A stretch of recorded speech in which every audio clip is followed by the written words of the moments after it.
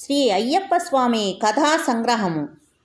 శ్రీకృష్ణ భగవానుడు శ్రీమద్ భగవద్గీతలో చెప్పినట్లు ధర్మము నశించి అధర్మం ప్రబలుచున్నప్పుడు ధర్మ సంస్థాపనార్థం కోసం తాను ప్రతి యుగంలోనూ అవతారము దాల్చుచుండును. అటువంటి ఒక ప్రత్యేక అవతారము శ్రీ ధర్మశాస్త్ర లేక అయ్యప్ప స్వామి అవతారము. శ్రీ అయ్యప్ప స్వామి కలియుగంలో అధర్మమును నశింపచేసి భక్తులను తరింపచేయుటకు అవతరించినటువంటి ప్రత్యక్ష దైవము. పూర్వము రంభ కరంబ అనే ఇద్దరు రాక్షసులు ఉండేవారు. రంభకు మహిషాసురుడు అనే మగ సంతానము ఉండెను. కరంబకు మహిషి అనే ఆడ సంతానము కలిగెను. మహిషాసురుడు మహిషి జననములను గురించి వేరే చరిత్ర కలదు. మహిషాసురుడు బ్రహ్మను గురించి నిష్ఠ నియమములతో కూడిన ఘోర తపస్సు చేసెను. అతని తపస్సుకు మెచ్చి బ్రహ్మ ప్రత్యక్షమై వరము కోరుకోమనగా మహిషాసురుడు తను లోకంలో ఏ పురుషుడి చేతిలోనూ మరణించకూడదని వరము కోరుకొనెను. బ్రహ్మ మహిషాసురునికి ఆ వరము ప్రసాదించెను. అంత మహిషాసురుడు తనకు ఇక ఏ పురుషుని వలన మరణము లేదని గ్రహించినవాడై లోకంలో అందరినీ పరిపరి విధములుగా హింసించుచుండెను. ఈ బాధలు పడలేక ప్రజలు దేవతలను ప్రార్థించి తమను క్రూరుడైనటువంటి మహిషాసురుడు బ్రహ్మవరము వలన ఏ పురుషుని చేతిలోనూ మరణము పొందజాలడని, మహిషాసురుని మరణము ఒక స్త్రీ వలన జరుగగలదని గ్రహించి తమ తపశ్శక్తి వలన చండికాదేవిని సృష్టించి భూలోకంలో మహిషాసురుని అంతము చేయవలసిందిగా ఆజ్ఞాపించి చండికాదేవిని భూలోకమునకు పంపిరి. ఈ విషయము మహిషాసురునికి తెలిసి చండికాదేవిని బంధించి తీసుకొని రావలసినదిగా తన అనుచరులకు పంపెను. చండికాదేవి తన శక్తి వలన మహిషాసురుని అనుచరులందరినీ నశింపచేసెను. ఇది తెలిసిన మహిషాసురుడు ఆగ్రహంతో తనే స్వయంగా బయలుదేరి చండికాదేవిని ఎదుర్కొని ఘోర యుద్ధము కావించెను. కానీ దైవశక్తి వలన సృష్టించబడిన చండికాదేవిని ఎదుర్కొనలేక మహిషాసురుడు తన ప్రాణాలు కోల్పోయెను. మహిషి తన అన్నగారైన మహిషాసురుని మరణము తెలిసిన మీదట కోపావేశములతో చండికాదేవిని సృష్టింపచేసి తన అన్నగారైన మహిషాసురుని మరణమునకు బాధ్యులైన దేవతలపై ప్రతీకారం తీర్చుకొనుటకు ప్రతిజ్ఞ పూనినదై బ్రహ్మవరము కొరకు నియమనిష్టలతో తపస్సు చేసెను. మహిషి తపస్సుకు మెచ్చి బ్రహ్మ ప్రత్యక్షమై వరము కోరుకోమనగా మహిషి తన మరణము శ్రీ పరమశివుడి చేతిలోనూ శ్రీ మహావిష్ణువు చేతిలోనూ జరగకూడదని వరము కోరుకున్న మీదట బ్రహ్మ ఆ వరము ప్రసాదించెను. వర ప్రభావం వల్ల తనకు శివుని వల్ల కానీ విష్ణువు వల్ల కానీ చావు లేదని అహంకారంతో మితిమీరి దేవతలను నిందించుట బాధించుట మొదలుపెట్టెను. తన అన్న మరణమునకు ప్రతీకారంగా దేవేంద్రుని త్రోసివేసి తాను సింహాసనమును అధిష్ఠించెను. ఇది ఇట్లుండగా భస్మాసురుడు పరమశివుని కొరకు తపస్సు చేసి తను ఎవరి తలపై చేయి పెట్టిన వారు భస్మమగునట్లుగా వరము పొందినవాడై ఆ వరము ఎలా పనిచేయునో చూడదలంచి తన చేయి వరమొసగినటువంటి పరమశివుని తల మీదనే పెట్టి వరము యొక్క ఫలితమును చూడదలంచెను.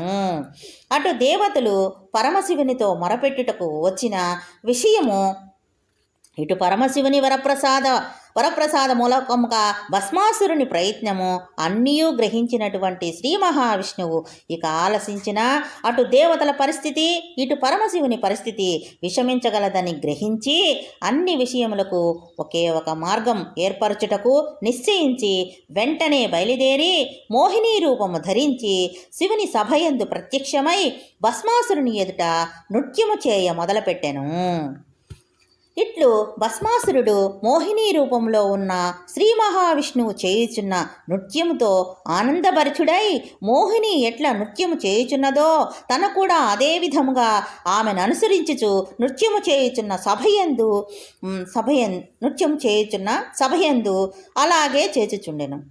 మంచి సమయము చూసి మోహిని తన తలపై తాను చేయి పెట్టుకొనగా భస్మాసురుడు కూడా అదే విధముగా తన చేయి తన తలపై పెట్టుకొనెను. వెంటనే శిరవర ప్రభావం ఫలితముగా భస్మాసురుడు భస్మమైపోయెను.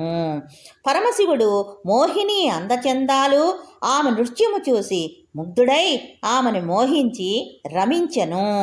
దాని ఫలితంగా ఉదయించిన బాలుడే శ్రీ అయ్యప్ప స్వామి. అందుకే శ్రీ అయ్యప్ప స్వామిని హరిహర పుత్రుడని అంటారు. హరి అనగా విష్ణువు, హర అనగా శివుడు. శివ విష్ణువులు కుమారుడైనటువంటి శ్రీ అయ్యప్ప స్వామి కలియుగంలో భక్తులను తరింపచేయుటకు అవతరించిన పరాత్పరుడు. ఇక మహిషి యొక్క దుర్మార్గములను అరికట్టుటకు శ్రీ మహావిష్ణువు పరమశివుడు నిర్ణయించి ఈ బాలుని మెడలో ఒక బంగారు గంటను కట్టి రాజశేఖరుడను మహారాజు పాలించుచున్నటువంటి పందల రాజ్యము ప్రస్తుత కేరళ రాష్ట్రంలో ఉన్నది.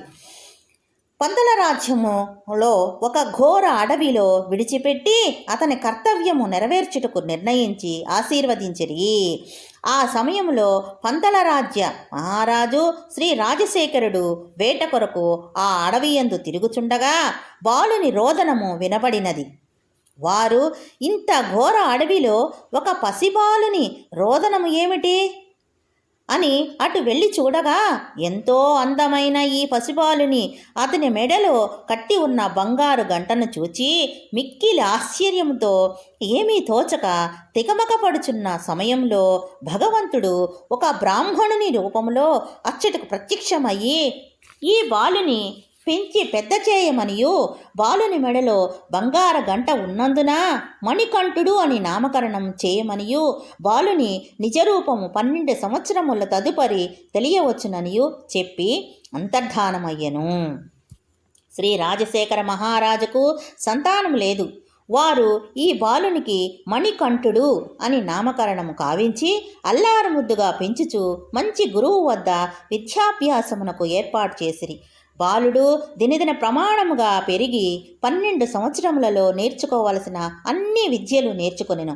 బహుపరాక్రమశాలిగా రూపొందెను. గురువుగారు బాలుని మహిమను గ్రహించి ఒక రోజున మూగ మరియు అంధుడైనటువంటి తన కుమారునికి చూపు మాట ఇవ్వవలసినదిగా ప్రార్థించెను. మణికంఠుడు ఆ బాలునికి చూపు మాట వచ్చినట్లు ఆశీర్వదించెను. ఈ విధముగా మణికంఠుడు ఎన్నో మహిమలు చూపుతూ ప్రజల మెప్పు పొందుచుండెను. శ్రీ రాజశేఖర మహారాజు ఎంతో సంతోషపడుచుండెను. ఈ విధముగా మణికంఠుడు పెరుగుచుండగా మహారాణికి సంతానము మగపిల్లవాడు కలిగెను. మహారాజు మణికంఠుడు తనకు ప్రథమ పుత్రుడనియు మణికంఠుడికి పట్టాభిషేకం చేసి రాజ్యాధికారం ఇవ్వవలెననియు అభిప్రాయపడుచుండెను.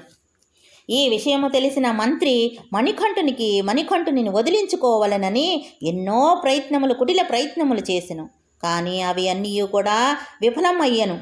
అంతటా మంత్రి రాణిగారి వద్దకు వెళ్ళి మణికంఠునికి రాజ్యాధికారం ఇచ్చినా తన పిల్లవాడి గతి తమ గతి అధోగతి కాగలదని వారికి నచ్చజెప్పి రాణిగారితో కలిసి మణికంఠుని వదిలించుటకు కుట్ర పన్నిరి. రాణిగారు కూడా తన కుమారునికే రాజ్యం వచ్చునని భావించి మంత్రిగారితో సహకరించిరి.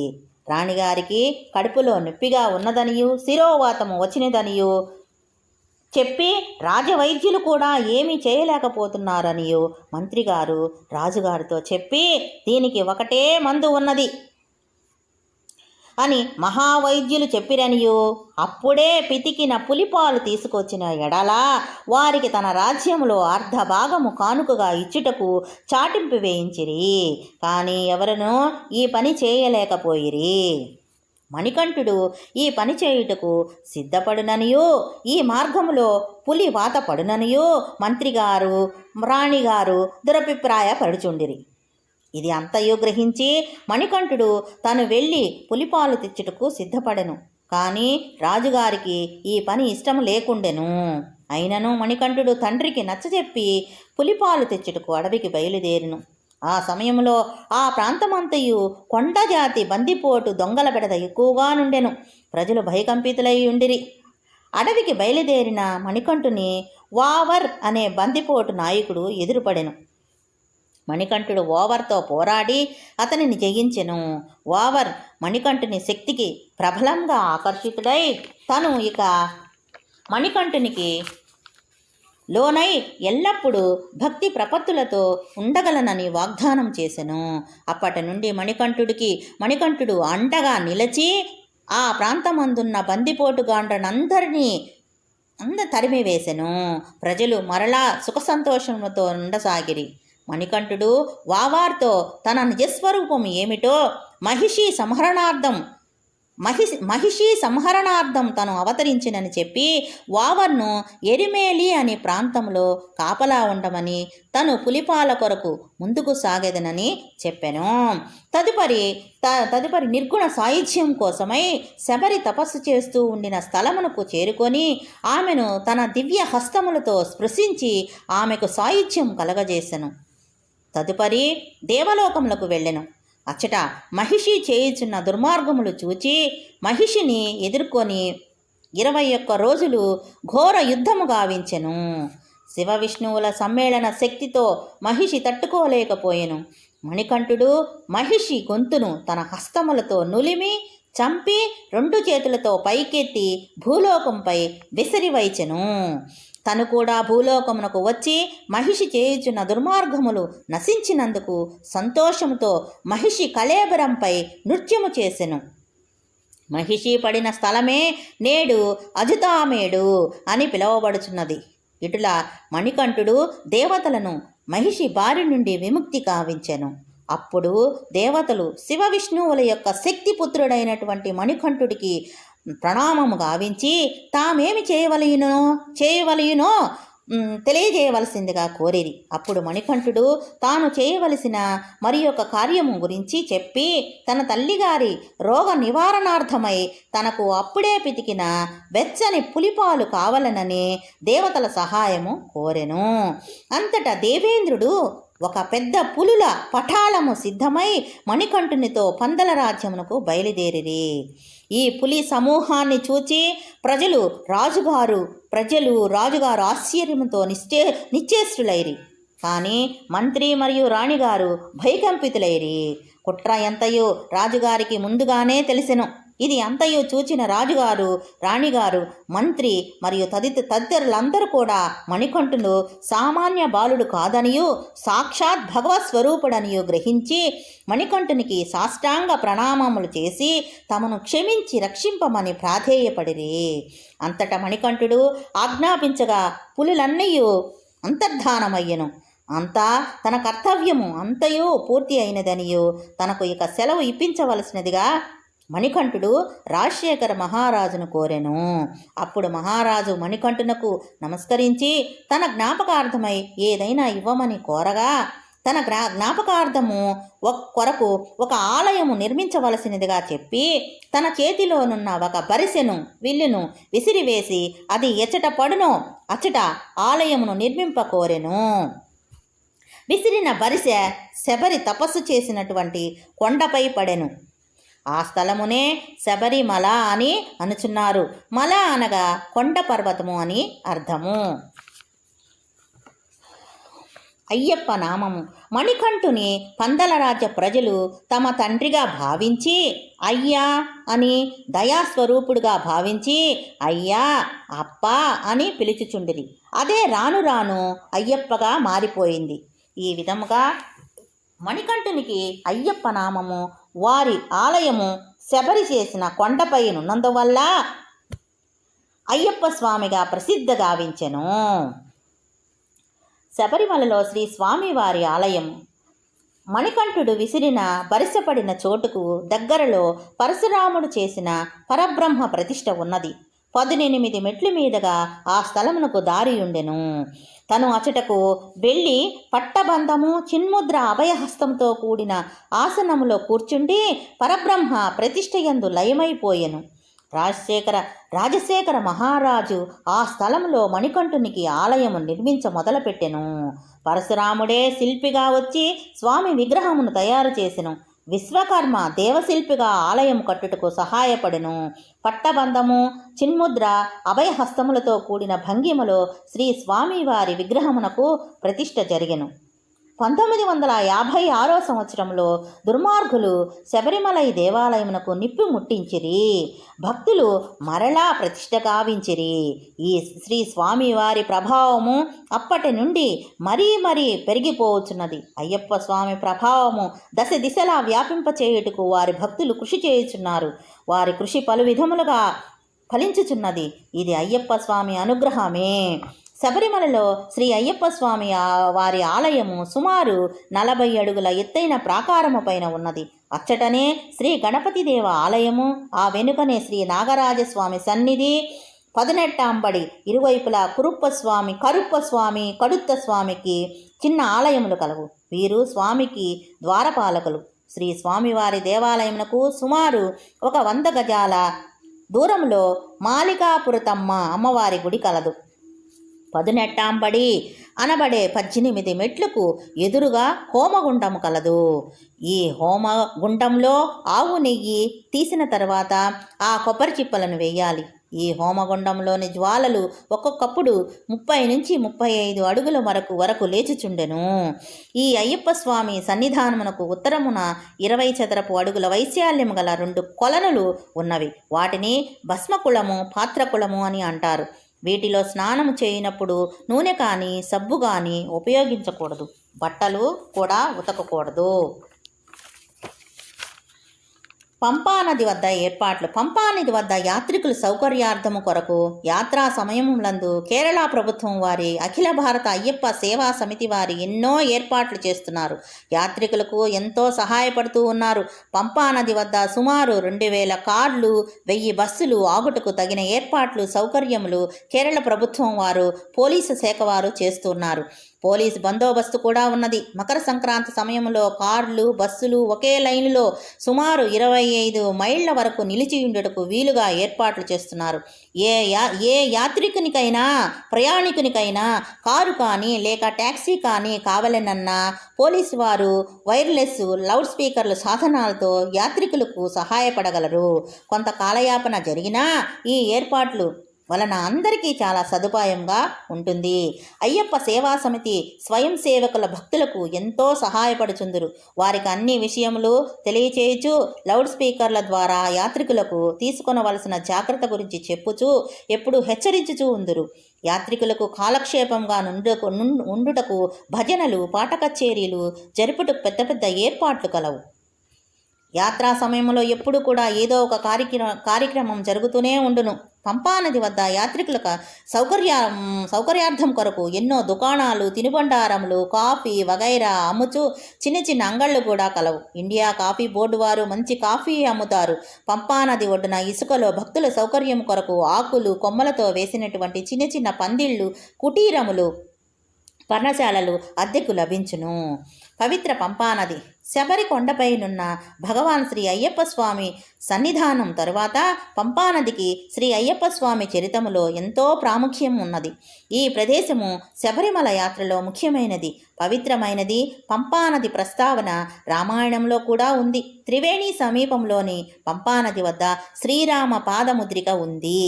పంపానదికి ఒకవైపు నీలిమల మరొక వైపు ఋష్యమూక పర్వతములు కలవు. రామాయణంలో ఈ పర్వత ప్రస్తావన ఉంది. ఈ నది ఒడ్డున ఉన్న అరణ్య ప్రాంతంలోనే శ్రీ అయ్యప్ప స్వామి బాలుని రూపంలో శ్రీ రాజశేఖర మహారాజుకు దొరికెను. శబరిమల యాత్రకు వచ్చే భక్తులు పంపానదిలో స్నానం చేసి పితృదేవతలను తర్పణము వదలి దీపములు వెలిగించి నదిలో విడిచిపెట్టెదరు.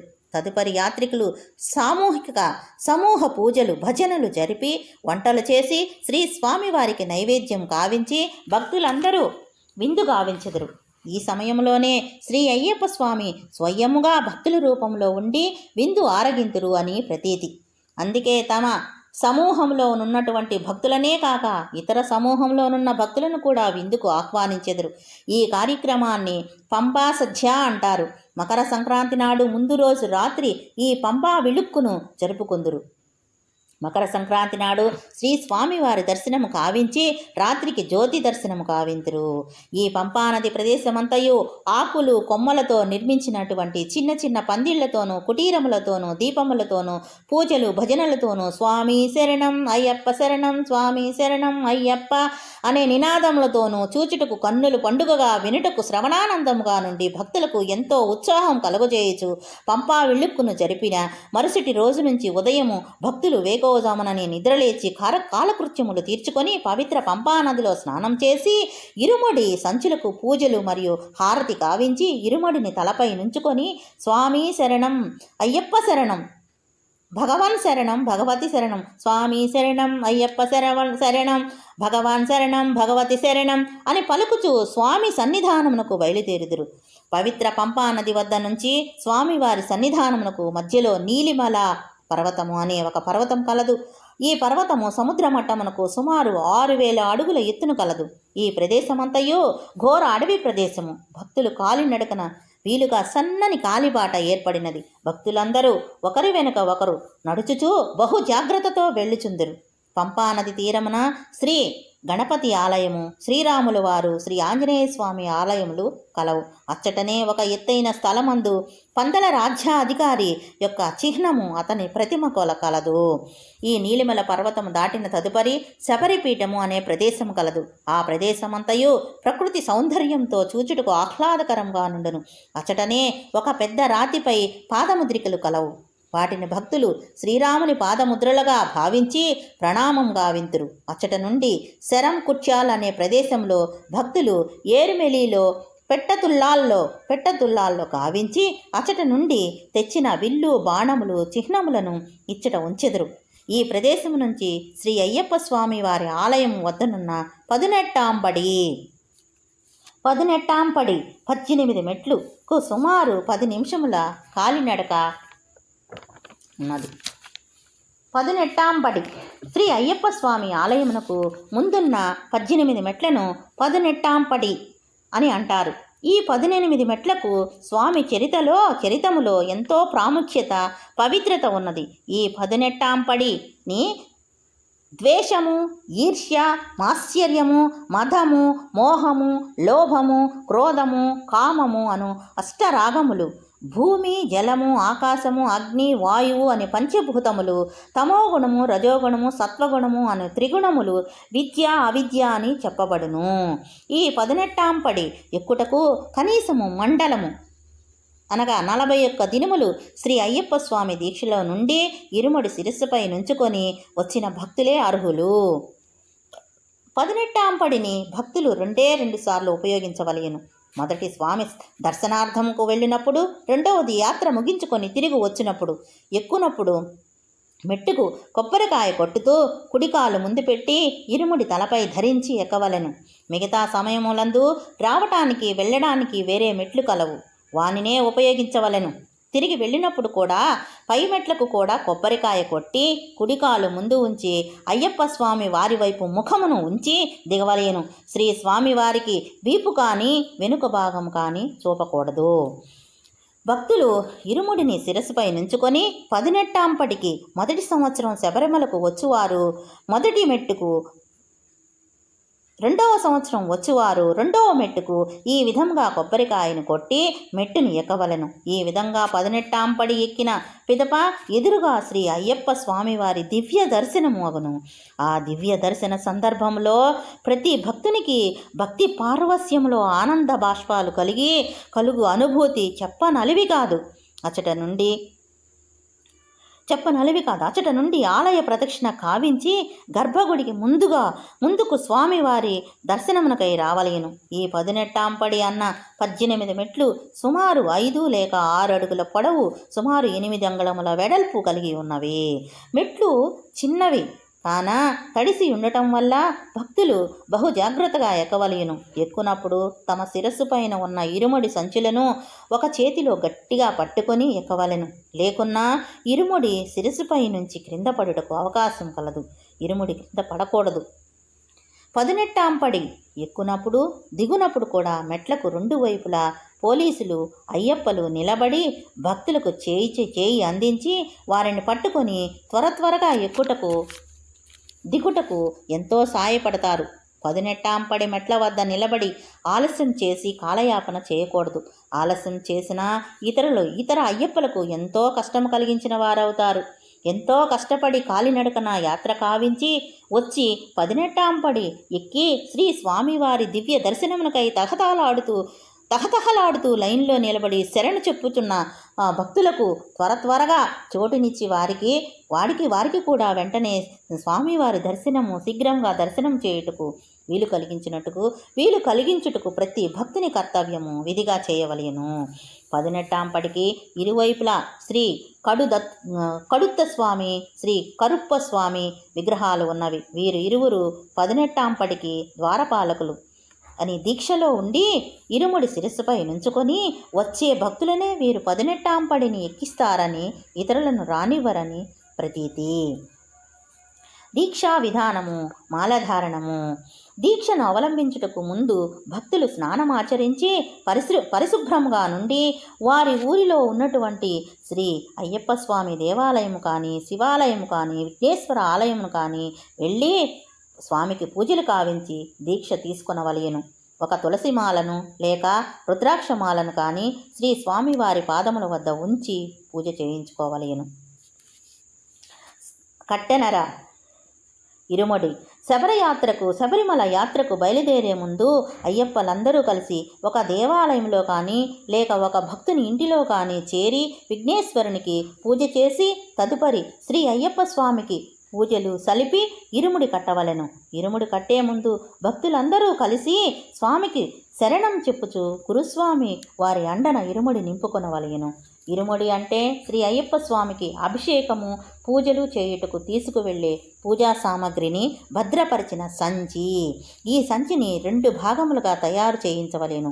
ముందు భాగంలో శ్రీ స్వామివారి పూజా సామగ్రిని ఉంచవలెను. వెనుక భాగంలో యాత్రలో ఉపయోగించు సామాన్లు, తినుబండారములు ఉంచి ఏ భాగమునకు ఆ భాగము గట్టిగా కట్టి మరలా 2 భాగములు కలిపి పైన ఒకే ముడి వచ్చినట్లు కట్టవలెను. అప్పుడు ఈ ఇరుముడి సంచి శిరస్సుపై నుంచుకొనుటకు వీలుగా నుండును. ఈ ఇరుముడిని కాలినడక యాత్ర కావించినప్పుడు శిరస్సు మీదనే ఉంచుకొనవలెను. ఒక దుప్పటి మడత పెట్టి తలపై నుంచుకొని ఈ ఇరుముడిని పెట్టుకొనవలెను. ఇరుముడి శిరస్సుపై మోయిట శబరియాత్రలో చాలా ముఖ్యమైన అంశము.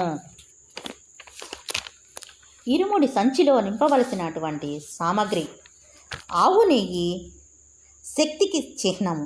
శ్రీ అయ్యప్ప స్వామికి వారికి అభిషేకం చేయుటకు మంచి ఆవు నెయ్యి తీసుకొని వెళ్ళవలెను. ఈ ఆవు నెయ్యి కొబ్బరికాయలో నింపి కొబ్బరికాయ రంధ్రమునకు గట్టిగా బిరడా పెట్టి సీలు చేయవలెను. విభూది పొట్లమునకు కూడా ఇరుముడి సంచిలోనే వేయవలెను. విభూది జ్ఞాననిష్టకు చిహ్నానికి నిదర్శనము. శ్రీ స్వామివారికి ఆవు నెయ్యి, విభూది అభిషేకం చేసి మనకు ఇస్తారు.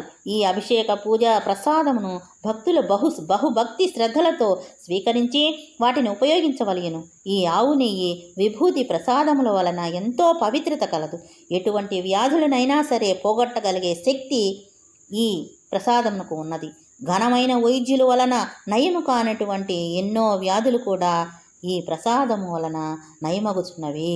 ఇది అయ్యప్ప స్వామి భక్తులకు అనుభవము. బియ్యము. 3 దోసిళ్ల బియ్యాన్ని స్వామికి శరణం చెబుతూ ఈ ఇరుముడి సంచిలో పోయవలెను. బెల్లమును బియ్యమును కూడా స్వామివారి దేవస్థానంలో ఇవ్వవలెను. వీటితో పాయసము వండి శ్రీ స్వామికి నైవేద్యం చేస్తారు. శ్రీ అయ్యప్ప స్వామికి పాయస నైవేద్యం బహుప్రీతి.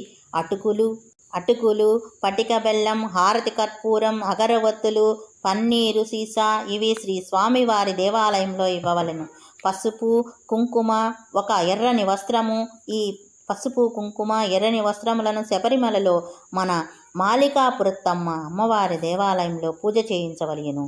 పైన చెప్పిన సామగ్రిని ఇరుముడిలో పెట్టి తరువాత ఇరుముడి సంచికి గంధం, కుంకుమతో బొట్టు పెట్టి ఒక పీట మీద కానీ లేక పరిశుభ్రమైన దుప్పటి మీద కానీ పెట్టవలెను. వెంటనే భోజనమో లేక పలహారమో చేసి ఇరుముడిని గురుస్వామితో లేక దీక్షలో కానీ ఉన్న పెద్దవారితో శిరస్సు పైన పెట్టించుకొని వెనుకకు తిరిగి చూడకుండా శబరియాత్రకు మొదలుపెట్టవలెను. ఇరుముడి శిరస్సు పైన ఉన్నప్పుడు పాదరక్షలు వేసుకోనరాదు అనగా శబరికొండకు వెళ్ళు మార్గమును. తల్లిదండ్రులకు తమ భార్యా బిడ్డలకు సైతం కూడా వెళ్ళి వస్తానని చెప్పకూడదు. వెనుకకు తిరిగి చూడకూడదు. ఇరుముడి శిరస్సుపై నుంచిన క్షణము నుంచి భక్తునికి సాంసారిక ప్రాపంచిక విషయాలలో కూడా సంబంధం లేదు. సర్వస్వము శ్రీ అయ్యప్ప స్వామియే. శ్రీవారి దర్శనమే వారి ధ్యేయం. అచంచల భక్తి ప్రపత్తులతో బయలుదేరి వెళ్ళవలేను. ఇలా బయలుదేరి వెళ్ళివారి వెంబడి ఇంటిలోని వారు, బంధుమిత్రులు, ఇరుగు పొరుగు వారు, భక్తులు కూడా కొంత దూరం వారి వెంబడి శరణం చెప్పుచూ వెళ్ళవలేను. కానీ ఇరుముడి శిరస్సుపై ఉంచుకున్న అయ్యప్ప మాత్రం ఎవ్వరితోనూ మాట్లాడరాదు, వెనుక తిరిగి చూడరాదు, వెళ్ళి వస్తామని సెలవు తీసుకొనరాదు. వారి చూపు, వారి ధ్యాస, ధ్యేయం అన్నీ కూడా శ్రీ అయ్యప్ప స్వామి వారి పైననే ఉంచవలేను. ఈ ఇరుముడితో వెళ్ళే భక్తులను పంపే పద్ధతిని చూస్తూ ఉంటే ఎటువంటి వారికైనా కూడా శ్రీ అయ్యప్ప స్వామి యందు భక్తి కలుగక మానదు. భక్తులందరికీ కూడా ఆ సమయంలో కనుల వెంట ఆనంద భాష్పములు కలుగును. ఈ ఆనందము అనుభవింపవలసినదే కానీ చెప్పనలవి కాదు. ఇరుముడికి ఒక ప్రాధాన్యత ఉన్నది. ముందు భాగము ఆవు నెయ్యి మన ఆత్మతో సమానము, కొబ్బరికాయ మన దేహంతో సమానము అనగా మన ఆత్మను ఆవు నెయ్యి శ్రీ అయ్యప్ప స్వామి వారికి సమర్పించి అభిషేకం చేసి ఈ దేహమును కొబ్బరికాయను సన్నిధానం వద్దనున్న హోమగుండంలో వేయవలెను. అనగా భక్తుడు శ్రీ స్వామివారి యందు లయమైపోయి ఈ దేహమునకు అగ్నికి ఆహుతి చేసినట్లు అని అర్థము. వెనుక భాగం ఇరుముడి సంచిలోనున్న వెనుక భాగంలోనున్నటువంటి తినుబండారములు వగైరా వస్తువులు ప్రారబ్ధ కర్మ అన్నమాట. ఈ ప్రారబ్ధ కర్మను మనమే మోయవలెను, అనుభవించవలెను. అనగా శ్రీ అయ్యప్ప స్వామి సన్నిధికి చేరే లోపల ఈ ఆహార పదార్థములున్న మన ప్రారబ్ధ కర్మ అయిపోయి శ్రీ స్వామి వారి వద్దకు పవిత్రముగా వారితో లయమైపోవుటకు సిద్ధముగా వచ్చుట అన్నమాట. శ్రీ స్వామివారికి పూజలు అభిషేకము అయిపోయిన తర్వాత మరలా శ్రీ స్వామివారి ప్రసాదములను తమ ఇరుముడి సంచులలో నుంచుకొని శిరస్సు పైన పెట్టుకొని ఇంటికి తెచ్చుకొనవలేను. ఏ ప్రదేశము నుండి ఇరుముడి కట్టి శిరస్సు పైన నుంచుకున్నారో మరలా ఆ ప్రదేశమునకే అచ్చటికే వచ్చి ఇరుముడిని శిరస్సు పైన ఉంచి శిరస్సు పైన నుంచి దించి శ్రీ స్వామివారికి కర్పూర హారతి ఇచ్చి సాష్టాంగ దండ ప్రణామం చేయవలేను. తదుపరి ఈ కేంద్ర మంత్రమును పఠనము చేయవలెను.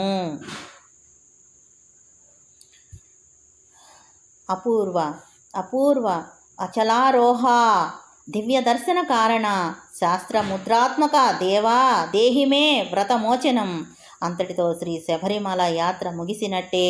ఇక దీక్షామాలను మెడ నుండి తీయవచ్చును. తదుపరి మామూలు జీవితమును గడపవచ్చును. స్వామియే శరణమయ్యప్ప, స్వామియే శరణమయ్యప్ప.